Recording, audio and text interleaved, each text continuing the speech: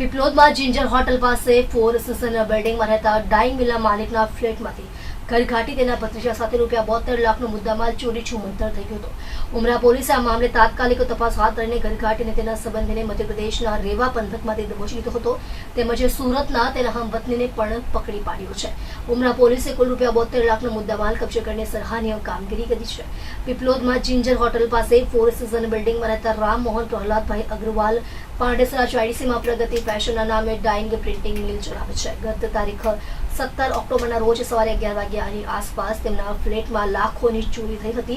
દરમિયાન એ સમયે કામ કરતા બે નોકરો પૈકી એક ટિફિન આપવા બહાર ગયો હતો અને અગ્રવાલ પરિવાર કામ અર્થે બહાર નીકળ્યો હતો. ત્યારે બીજા નોકર દેવચંદ રાય ઘરના કબાટમાંથી રોકડ અને સોના ચાંદીના દાગીના મળી ₹72 લાખથી વધુની મત્તાનો હાથફેરો કરી પલાયન થઈ ગયો હતો. ચોરીના બનાવ અંગે ઉમરા પોલીસ ગુનો નોંધીને 10 વર્ષથી ઘરઘાટી તરીકે કામ કરતા દેવચંદ રાયની શોધખોળ આદરી હતી. ડીસીપી વિજય ગુર્જરના માર્ગદર્શન હેઠળ ઘરઘાટીને પકડવા માટે જુદી જુદી 3 ટીમ બનાવી હતી. દરમિયાન ઉમરા પીઆઈ જે પટેલને માહિતી મળી હતી. તેના આધારે ચોરી કરીને દેવચંદ રાય બસ દ્વારા મધ્યપ્રદેશ થઈને બિહાર જવા રવાના થયો છે. જેના પગલે મધ્યપ્રદેશના રેવા પંથકમાંથી દેવચંદ રાય તેના ભત્રીજા મુન્નાનંદ ઉમેશ રાયને પોલીસની મદદથી પકડી પાડ્યા હતા. પકડાયેલા દેવચંદ રાયની પાસેથી સોના ચાંદીના દાગીના ₹54,36,000, રોકડ ₹17,91,000 અને મોબાઈલ ફોન નંગ 3 કિંમત ₹20,500 એમ કુલ ₹72,48,000નો મુદ્દામાલ કબજે કર્યો હતો. પોલીસની તપાસમાં દેવચંદ રાય ચોરી કરીને તેના મિત્ર રત્નેશ કુમાર અશોક રાય રહે શિવાંજલિ એમ્બ્રોઇડરી પાર્ક ગોથણના ઘરે ₹15 લાખ સંતાડી દેવા આપ્યા હોવાની કબૂલાત કરતા તેની પણ ધરપકડ કરવામાં આવી છે. सूरत सिटी के उमरा पुलिस स्टेशन विस्तार में एक 4 सीजन अपार्टमेंट है. वहाँ से सुबह इन्फॉर्मेशन मिली 11 बजे के आसपास कि उनके घर का जो नौकर है वो घर में चोरी करके चला गया है. घर वालों ने अंदर वेरिफिकेशन किया. उनको एकदम सटीक आइडिया नहीं था, पर उन्होंने अनुमान के साथ में जितनी घर में ज्वेलरी और कैश पड़ा था उसके हिसाब से अनुमान लगाया कि 20 लाख रुपए के आसपास हमारे पास कैश था और सोना चांदी के दागीना थे वो 20,57,400 रुपए के थे. तो ऐसे कुल मिला के 40,57,400 रुपए का चोरी करके नौकर चला गया है. ये इन्फॉर्मेशन उन्होंने चोरी करने के 10 मिनट के बाद में ही पुलिस स्टेशन में दे दी. उसके बाद में नौकर का एड्रेस वेरीफाई किया गया तो ये देवेंद्र कुमार रॉय है. ये मधुबनी बिहार का रहने वाला है और अभी पिछले 3 महीने से इस परिवार के साथ में ये हाउस हेल्प तरीके काम कर रहा था. लेकिन ये परिवार के साथ 10 साल से जुड़ा हुआ था. बीच में काम किया, फिर दूसरी जगह चला गया, फिर वापस आ गया, फिर चला गया और अभी ये तीसरी बार इस परिवार के साथ में काम कर रहा था. जहाँ पे 2 बुजुर्ग इस अपार्टमेंट में रह रहे थे, उनकी सेवा के लिए 2 नौकर रखे हुए थे. दूसरे नौकर को भी पूछताछ किया हमने तो उसने बताया कि जब वो वहीं से उसने बैग लिया, उसमें सारा सामान भरा और जब वो निकल रहा था तो दूसरे नौकर को भी बोला कि तुम भी मेरे साथ चलो, पर दूसरे नौकर ने जाने से मना कर दिया और उसने तुरंत अपने मकान मालिक को फ़ोन करके जान भी की इसकी कि इस तरह से ये चोरी करके भाग गया है. उसके बाद हमने तुरंत कई सारी टीमें बनाई. एक टीम हमने सीधी मधुबनी भेजी जो कि नेपाल के बॉर्डर पे है, क्योंकि नेपाल बॉर्डर पे जितने भी बिहार के गांव हैं उनका नेपाल के अंदर रिश्ते भी हैं और उनकी आवाजाही रहती है.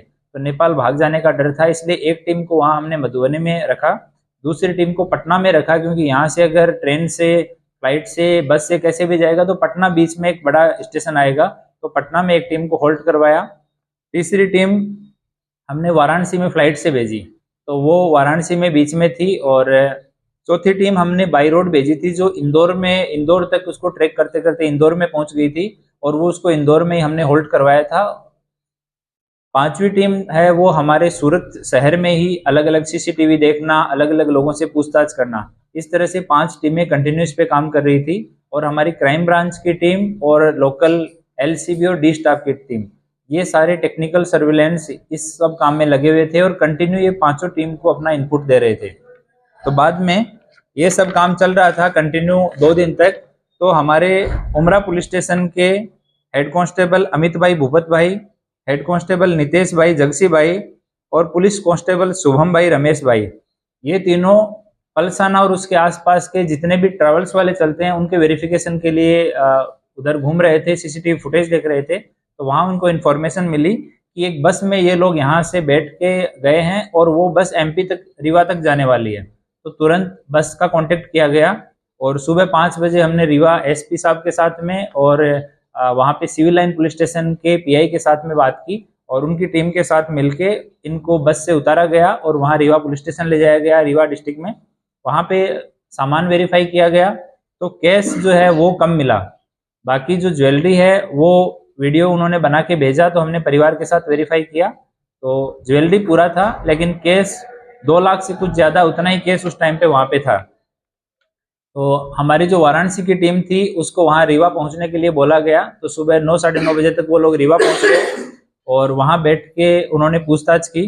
तो पूछताछ में उसने बताया कि आरोपी जो देवचंद्र कुमार देवेंद्र राय है, इसने वहाँ पे बताया हमारी टीम को कि उसका एक दोस्त है जो उसके गांव का ही है और यहाँ पे रहता है सूरत में, उसका रत्नेश कुमार अशोक राय नाम है और ये गोथान गांव सूरत में रहता है। इसके पास इनका आपस में दोनों का भरोसा बहुत अच्छा था, तो 15 लाख रुपए इसके पास में रख के गया था कि मैं जब बताऊंगा या मैं आऊंगा वापस तो मैं ले लूंगा, तब तक के लिए तुम ये पैसे को रखना।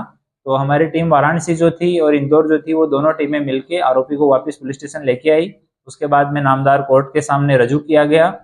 नामदार कोर्ट ने उसका कस्टडी दिया, फिर पूछताछ की, रत्नेश का एड्रेस लिया, फिर रत्नेश के यहाँ गए। ये 15 लाख रुपए जो हैं वो रिकवर हुए। बाद में जब पूरा जो मुद्दामाल है उसको सोनी बुला के और वजन करवा के उसका वैल्यू निकाला गया, तो जो ज्वेलरी है सोना और चांदी उसकी कीमत 54,36,867 रुपए और जो केस है वो 17,91,500 रुपए है और उनके पास में 3 मोबाइल हैं जो इन्हीं तीनों आरोपियों के हैं, वो 20,500 को, ऐसे 72,48,867 रुपए का टोटल मुद्दामाल है वो बरामद हुआ है। और 3 आरोपी इसमें अभी अटक किए गए हैं। एक मुख्य आरोपी जो घर से चोरी करने वाला है देवचंद्र कुमार, ये मधुबनी बिहार का रहने वाला है। दूसरा रत्नेश कुमार अशोक राय जो इसका मित्र था, जिसके पास ये 15 लाख रुपए जिसकी कस्टडी में छोड़ के चला गया। और तीसरा एक मुनानंद उमेश कुमार है। जब ये देवचंद्र कुमार यहाँ से चोरी करके जा रहा था तो इसके 3 भाई और भी सूरत में रहते हैं, तो अपने एक भाई के पास गया उमेश नाम के, उसका बेटा है ये मुनानंद, तो ये मुख्य आरोपी का भतीजा है। इसको ये अपने साथ ले गया कि तुम भी हमारे साथ चलो, और जबरदस्ती इसको लेके साथ में चला गया। तो ये 2 आरोपी जो साथ में थे वो थे और एक आरोपी जो है जिसके कस्टडी में 15 लाख रुपए थे। तो इन तीनों को अभी अरेस्ट किया गया है। सारा मुद्दामाल है वो रिकवर कर लिया गया है और अभी नामदार कोर्ट के समक्ष ये मुद्दामाल प्रोड्यूस करके और मुद्दामाल परत उसको फरियादी को दिलवाने की कार्यवाही की जाएगी और इन तीनों से भी पूछताछ चल रही है। सर, इतने सालों से नौकरी कर रहा था, इसने पहली बार अटेम्प्ट किया, करने की वजह क्या है? ये कुछ छोटी छोटी चीज़ों को लेके और अपने जो मालिक हैं उनके साथ में नाराज था। जैसे कि उसको कुछ साड़ी का था कि मुझे साड़ी लाके देनी थी दिवाली पे, वो साड़ी मुझे नहीं लाके दी गई। मेरे कुछ भाई का दांत खराब हो गया था, वो दांत मालिक को मैंने बोला था, तो कभी जाने अनजाने में उन्होंने हाँ बोल दिया होगा कि दांत लगवा देंगे, बाद में वो दांत वो टाइम पे नहीं लगवा पाए, तो मन ही मन उन चीज़ों को लेके गुस्सा था। उसको कभी इसने मालिक के सामने वापस कम्युनिकेट नहीं किया कि मैं इस बात से आपसे नाराज हूँ, और उस चीज़ को मन में लेके बैठा रहा और उस गुस्से की वजह से ये इसने ये चोरी का अटेम्प्ट किया। सर, इतनी बड़ी रकम है,